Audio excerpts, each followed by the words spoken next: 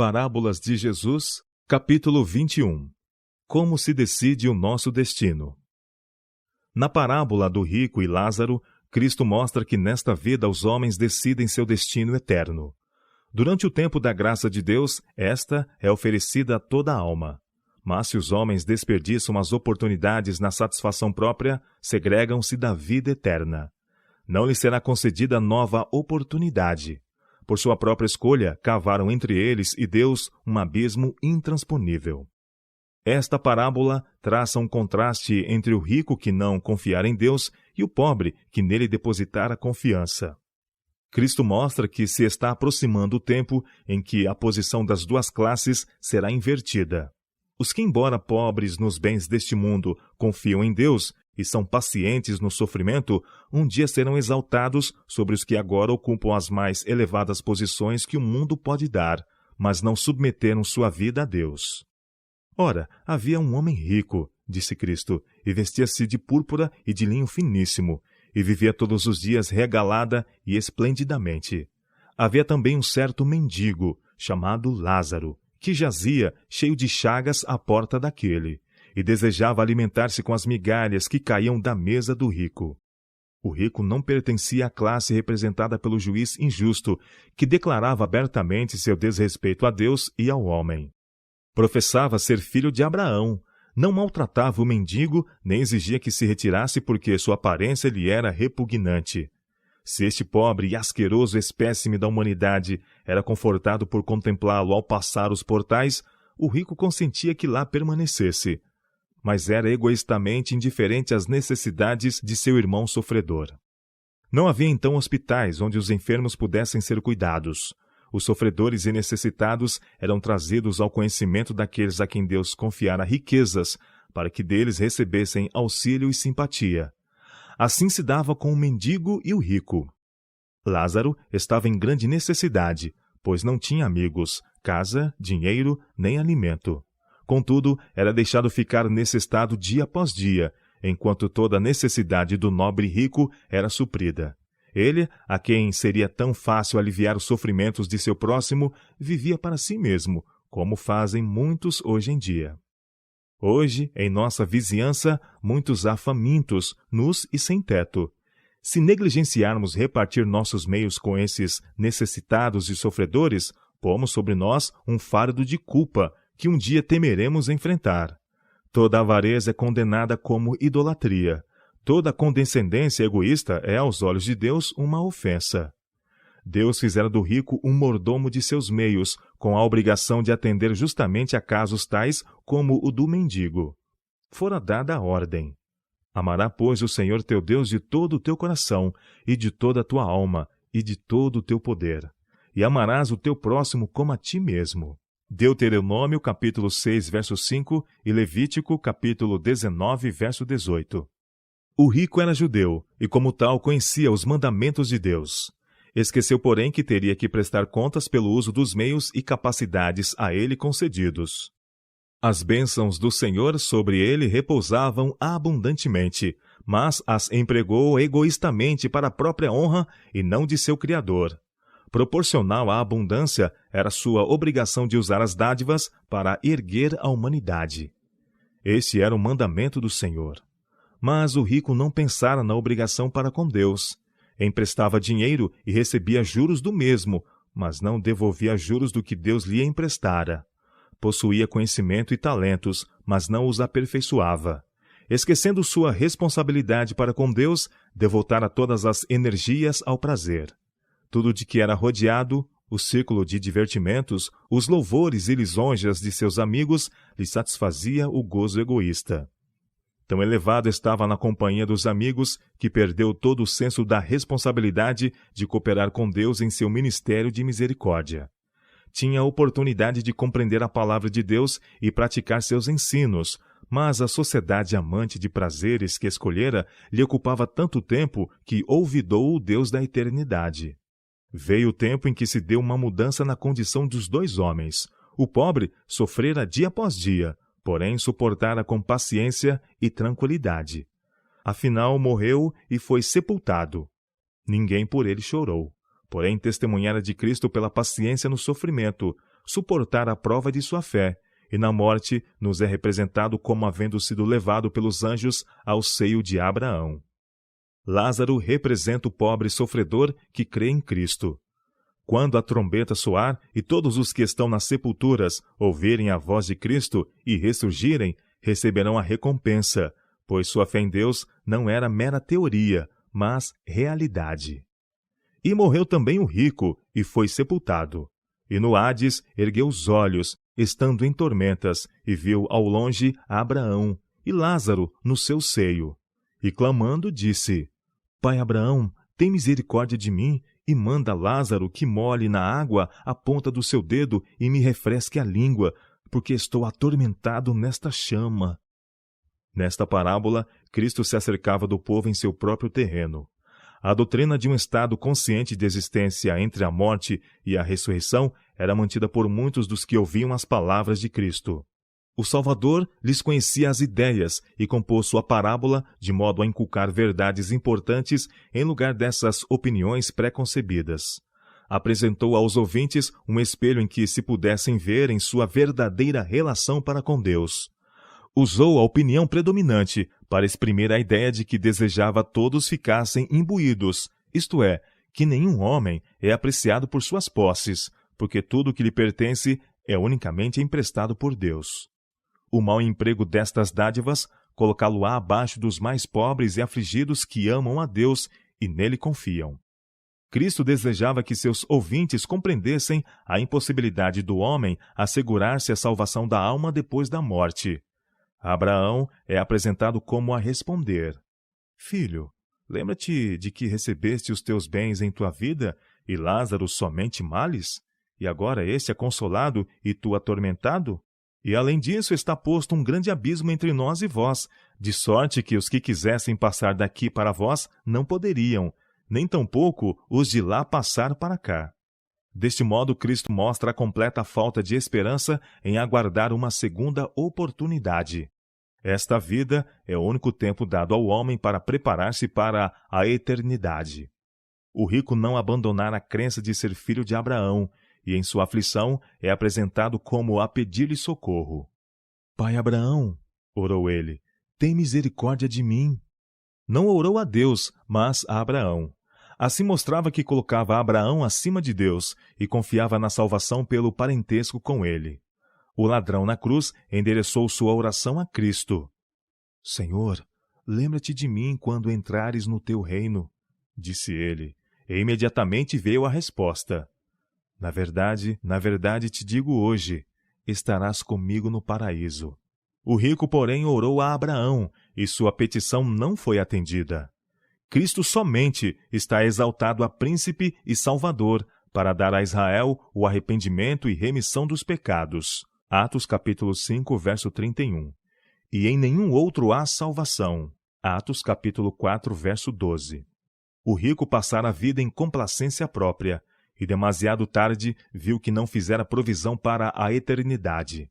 Reconheceu sua loucura e pensou nos irmãos que, como ele, procederiam, vivendo para se comprazerem. Suplicou então: Rogo-te, pois, ó Pai, que mandes Lázaro à casa de meu pai, pois tenho 5 irmãos, para que lhes dê testemunho, a fim de que não venham para este lugar de tormento. Mas disse-lhe Abraão: Tem Moisés e os profetas, ouçam-nos. E disse ele: Não, pai Abraão, mas se alguém dos mortos for ter com ele, arrepender-se-iam. Porém Abraão lhe disse: Se não ouvem a Moisés e aos profetas, tampouco acreditarão ainda que alguns dos mortos ressuscite. Quando o rico solicitava evidência adicional para seus irmãos, foi-lhe dito claramente que mesmo que esta evidência fosse dada, não seriam persuadidos. Seu pedido lançava uma injúria a Deus. Era como se o rico dissesse: Se me tivesse advertido mais cabalmente, eu não estaria aqui agora. Por sua resposta, Abraão é apresentado como a dizer: Teus irmãos têm sido suficientemente advertidos. Foi-lhes dada a luz, porém não quiseram ver. Foi-lhes apresentada a verdade, porém não quiseram ouvir. Se não ouvem a Moisés e aos profetas, tampouco acreditarão, ainda que alguns dos mortos ressuscite. Estas palavras demonstravam-se verdadeiras na história da nação judaica. O último e coroante milagre de Cristo foi a ressurreição de Lázaro de Betânia, após estar morto 4 dias. Aos judeus foi concedida esta maravilhosa demonstração da divindade do Salvador, mas rejeitaram-na. Lázaro ressurgiu dentre os mortos e apresentou-lhes seu testemunho. Porém, eles empederniram o coração contra toda evidência e até tentavam tirar-lhe a vida. A lei e os profetas são os meios designados por Deus para a salvação dos homens. Cristo disse: atentem para estas evidências. Se não ouvem a voz de Deus em sua palavra, o testemunho de alguém que se levantasse dentre os mortos não seria atendido. Aqueles que ouvem a Moisés e aos profetas não requererão maior luz que a que Deus deu. Mas se os homens rejeitam a luz e deixam de apreciar as oportunidades a eles proporcionadas, não escutariam alguém que dentre os mortos se lhes acercasse com uma mensagem. Não seriam convencidos nem por esta evidência, porque os que rejeitam a lei e os profetas endurece o coração ao ponto de repelir toda a luz. A conversação entre Abraão e o homem outrora rico é figurativa. A lição a ser tirada dela é que a todo homem é dada suficiente luz para o desempenho dos deveres dele exigidos. As responsabilidades do homem são proporcionais às suas oportunidades e privilégios. Deus outorga a todos luz e graça, suficientes para executar a obra que lhes deu para fazer. Se o homem deixa de fazer o que uma pequena luz mostra ser seu dever, maior luz somente revelaria infidelidade e negligência no aperfeiçoamento das bênçãos concedidas. Quem é fiel no mínimo, também é fiel no muito. Quem é injusto no mínimo, também é injusto no muito. Lucas capítulo 16, verso 10. Quem recusa ser iluminado por Moisés e pelos profetas e pede a execução de algum milagre maravilhoso, não seria persuadido se seu desejo se cumprisse. A parábola do rico e Lázaro mostra como são avaliadas as duas classes representadas por estes homens no mundo invisível. Não é pecado ser rico, se a riqueza não for alcançada por injustiça. Um homem rico não é condenado por possuir riquezas, mas a condenação sobre ele paira se os meios a ele confiados forem despendidos egoístamente. Muito melhor faria se depositasse seu dinheiro ao lado do trono de Deus, usando para fazer o bem. A morte não empobrecerá ninguém que assim se devote a procurar riquezas eternas. Mas o homem que acumula dinheiro para si não poderá levar aos céus. Demonstrou-se um mordomo infiel. Durante a vida teve boas coisas, mas esqueceu-se do dever para com Deus. Deixou de assegurar-se o tesouro celeste. O rico que teve grandes privilégios nos é apresentado como alguém que deveria haver cultivado seus dons de modo que suas obras atingissem o grande além, levando consigo as aperfeiçoadas vantagens espirituais. É propósito da redenção não somente extirpar o pecado, mas restituir ao homem os dons espirituais perdidos pelo poder atrofiante do pecado. Dinheiro não pode ser introduzido na vida futura. Ele não é necessário lá. Mas as boas obras feitas para conquistar almas para Cristo são levadas às mansões celestes. Mas os que desperdiçam egoístamente as dádivas do Senhor, que deixam seus semelhantes sem auxílio e nada fazem para a promoção da obra de Deus neste mundo, desonram seu Criador. Roubo a Deus está escrito junto a seus nomes nos livros do céu. O rico tinha tudo quanto podia ser adquirido por dinheiro, mas não as riquezas que teriam conservado sua conta justa com Deus. Viver como se tudo quanto possuía lhe pertencesse. Desdenhou o apelo de Deus e o clamor do pobre sofredor. Mas finalmente lhe chega um convite a que não pode deixar de atender. Por um poder que não pode questionar, nem resistir, lhe é ordenado que entregue os bens de que não será mais mordomo. O homem que fora rico está reduzido a uma pobreza desesperadora. As vestes da justiça de Cristo, tecidas no tear do céu, jamais podem cobri-lo. Ele que uma vez usara a mais rica púrpura, o mais fino linho, está reduzido à nudez. Sua oportunidade findou. Nada trouxe ao mundo e nada pode levar dele. Cristo levantou a cortina e apresentou este quadro aos sacerdotes e maiorais, escribas e fariseus. Olhai-o vós, que sois ricos nos bens deste mundo, e não sois ricos para com Deus. Não quereis contemplar esta cena? O que é mais estimável entre os homens é abominável à vista de Deus. Cristo diz: pois que aproveitaria o homem ganhar todo o mundo e perder a sua alma? Ou que daria o homem pelo resgate da sua alma? Marcos capítulo 8, versos 36 e 37.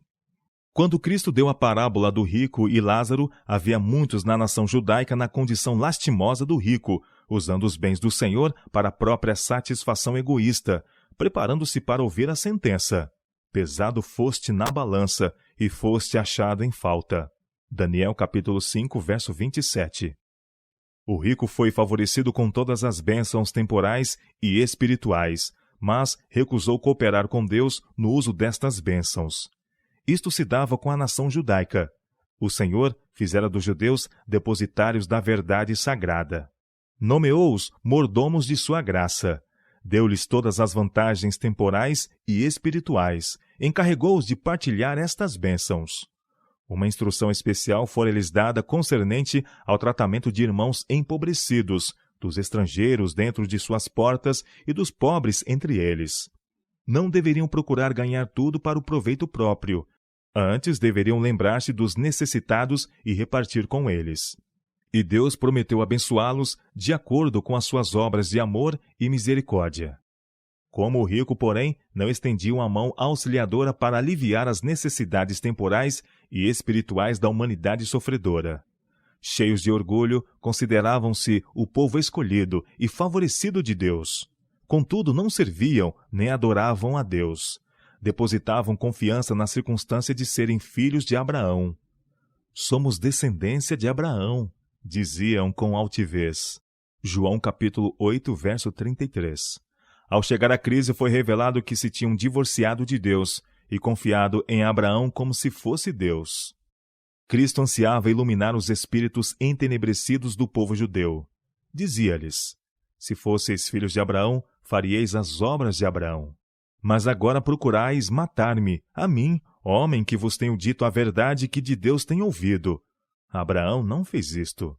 João capítulo 8, versos 39 e 40. Cristo não reconhecia virtude na estirpe. Ensinava que a ligação espiritual supera a natural. Os judeus diziam ser descendentes de Abraão, porém, deixando de fazer as obras de Abraão, provavam não ser seus verdadeiros filhos. Somente os que provam estar em harmonia espiritual com Abraão, obedecendo à voz de Deus, são tidos como da legítima descendência. Embora o mendigo pertencesse à classe pelos homens considerada inferior, Cristo o reconhecia como alguém a quem Abraão tomaria na mais íntima amizade. Embora o rico estivesse rodeado de todos os luxos da vida, era tão ignorante que colocava Abraão onde devia estar Deus. Se tivesse apreciado seus elevados privilégios e permitido que o Espírito de Deus lhe moldasse o espírito e coração, teria procedido de maneira muito diferente. O mesmo se dava com a nação que representava. Se tivessem atendido o convite divino, seu futuro seria totalmente diverso. Teriam mostrado verdadeiro discernimento espiritual. Possuíam meios que Deus poderia multiplicar, tornando-os suficientes para abençoar e alumiar todo o mundo. Tinham-se, porém, afastado tanto das prescrições do Senhor que toda a sua vida estava pervertida. Deixaram de usar as dádivas como mordomos de Deus, de acordo com a verdade e justiça. A eternidade não era tomada em consideração, e o resultado de sua infidelidade foi ruína para toda a nação.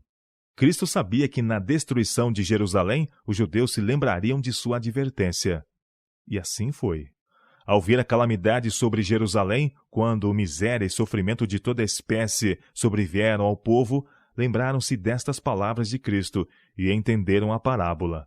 Acarretaram sobre si mesmos sofrimento, pelo menosprezo de fazer brilhar a luz dada por Deus ao mundo. As cenas finais da história deste mundo são-nos retratadas no final da história do rico. O rico professava ser filho de Abraão, porém foi alienado de Abraão por um abismo intransponível, o caráter incorretamente formado. Abraão servia a Deus, seguindo sua palavra com fé e obediência. Mas o rico não pensava em Deus, nem nas vicissitudes da humanidade sofredora. O grande abismo posto entre ele e Abraão era o abismo da desobediência. Muitos há hoje em dia que estão seguindo a mesma trilha. embora membros da igreja, não são conversos. Podem tomar parte no culto religioso e cantar o salmo. Como o servo brama pelas correntes das águas, assim suspira a minha alma por ti, ó Deus. Porém, dão testemunho de falsidade. Aos olhos de Deus, não são mais justos que o maior pecador. A alma que anela excitamentos de prazeres mundanos, o espírito cheio de amor à ostentação, não pode servir a Deus. Como o rico da parábola, essa pessoa não tem pendor para combater os prazeres da carne. Anseia satisfazer o apetite. Escolhe a atmosfera do pecado. Repentinamente é arrastado pela morte e baixa ao túmulo com caráter formado durante a vida em parceria com os agentes satânicos. Na cova não tem a possibilidade de escolher nada, seja bom ou mal, porque quando o homem morre, sua memória perece. Quando a voz de Deus despertar os mortos, virão eles da sepultura com os mesmos apetites e paixões, com os mesmos gostos e caprichos que nutriam quando vivos. Deus não faz milagres para regenerar um homem que não quis ser regenerado quando lhe era proporcionada toda a oportunidade e favorecidos todos os meios. Durante toda a vida, não se deleitava em Deus, nem tinha prazer em sua obra. Seu caráter não está em harmonia com Deus, e não poderia ser feliz na família celestial. Há em nosso mundo, hoje, uma classe cheia de justiça própria. Não são glutões, nem beberrões, não são incrédulos, porém, desejam viver para si mesmos e não para Deus. Ele não está em seus pensamentos, por isso são classificados com os descrentes. Caso lhes fosse possível entrar na cidade de Deus, não poderiam ter direito à árvore da vida, pois quando os mandamentos de Deus lhes foram apresentados com todas as reivindicações em vigor, disseram: não. Não serviram a Deus aqui, por isso não haveriam de servi-lo futuramente. Não poderiam viver em sua presença, e sentiram que qualquer lugar seria preferível ao céu. Aprender de Cristo significa receber sua graça, que é seu caráter. Mas os que não apreciam nem aproveitam as preciosas oportunidades e sagradas influências a eles concedidas na terra, não estão qualificados para tomar parte na pura devoção do céu. Seu caráter não está moldado segundo a semelhança divina. Por sua própria negligência, abriram uma voragem que nada pode transpor. Entre eles e o justo está posto um grande abismo.